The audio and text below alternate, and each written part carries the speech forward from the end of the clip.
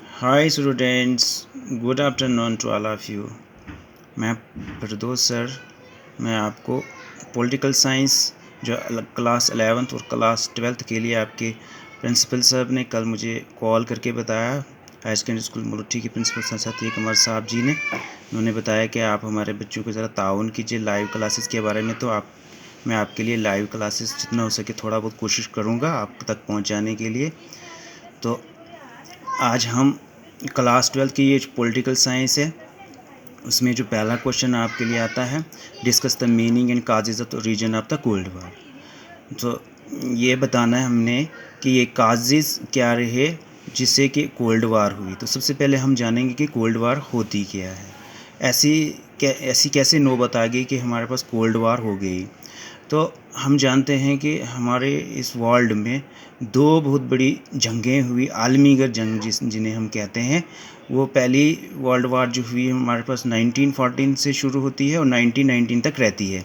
तो दूसरी world war जो शुरू होती है 1939 से 1945 तक चलती है। तो as compare to first world war, जो सेकेंड वर्ल्ड वार थी वो बहुत more destructive than the first world war थी, क्योंकि उसमें बहुत ज़्यादा नुकसान होता है सेकेंड वर्ल्ड वार में।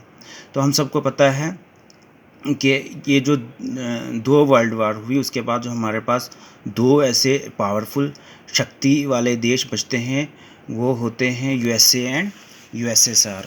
कौन कौन से देश? यूएसए और यूएसएसआर। हालांकि ड्यूरिंग ये जो वर्ल्ड वार हुई थी इनमें ये दोनों मिल के लड़ रहे थे, ये मिल के लड़ रहे थे, ये आपस में फ्रेंड्स थे।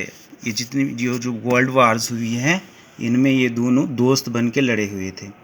लेकिन बाद में जब ये सेकंड वर्ल्ड वार ख़त्म होती है तो उसके बाद जो है ये दोनों पावर्स जो होती हैं, दोनों नेशन, ये जो कंट्रीज़ होती हैं, ये पावरफुल बन के उभरती हैं, बाहर आती हैं।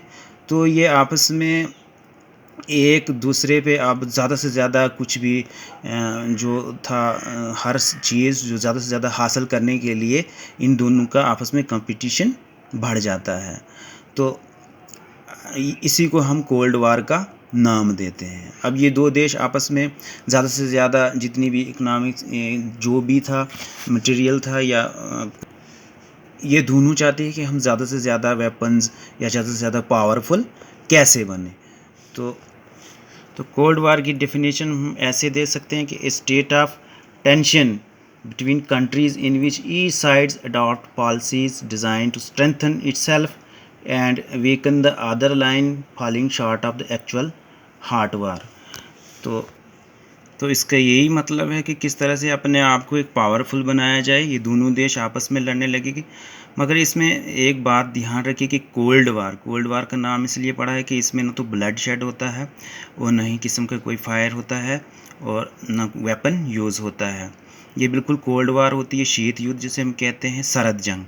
तो सरद जंग में ऐसा कोई भी खून वगैरह या कोई डायरेक्ट वार इसमें नहीं होती है। तो Pandit Jawaharlal Nehru is rightly said that it's a brain war. ये दिमाग से लड़ी जाने वाली एक वार थी और इसमें दूसरी कंट्री को पता ही भी नहीं रहता है कि सचमुच ये हमसे लड़ाई कर रहा है या कुछ कर रहा है। तो अंदरूनी एक देश दूसरे देश को लगा रहता है और पता भी नहीं रहता है। तो उसी को हम सरद जंग कहते हैं। हालांकि इस वाली जंग में बहुत सारी फेस टू फेस वार्स भी होती है, जो आगे जाके हम आपको बताएंगे कि किस तरह से फेस टू फेस जो है रीना हुआ था वहाँ पे, वो भी हमको अब बताएंगे। तो इसमें सिंपल हम बता सकते हैं शॉर्ट में कि Soviet Russia and United states emerge as the only two nation worthy of the title big powers. The other nation of the world began to move around them. This led to the division of the world into two blocks. Under the leadership of these two powers, the rival blocks viewed with each other for world leadership. The rivalry opposition between these two rival blocks has been termed Cold War or the Battle of Nehru's. It envisaged an era of the neither peace nor war between Soviet Union and her dozen allies on the one hand and United States and a score of its allies on the other hand. The term Cold War was used first of all by Bernard Baruch, an American statesman, but Professor Lippmann popularized the term Cold War. The term Cold War came to be used for the describing the situation in which war was not actually fought but a war type hysteria. Pandit Nehru described Cold War as a brain war, a nerve war, and the propaganda war.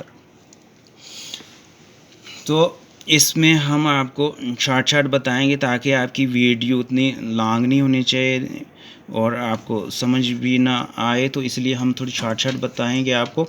तो आगे हम बताएंगे कि causes of the origin of the cold वार बताएंगे हम कल आपको। तो उसमें हम आपको मेन पॉइंट्स जो बताएंगे, म्यूचुअल डिस्ट्रस्ट ड्यूरिंग वार, दोनों साइड में जो डिस्ट्रस्ट था उनका डिस्ट्रस्ट हुआ था, उसकी कारण भी ये कोल्ड वार हुई थी।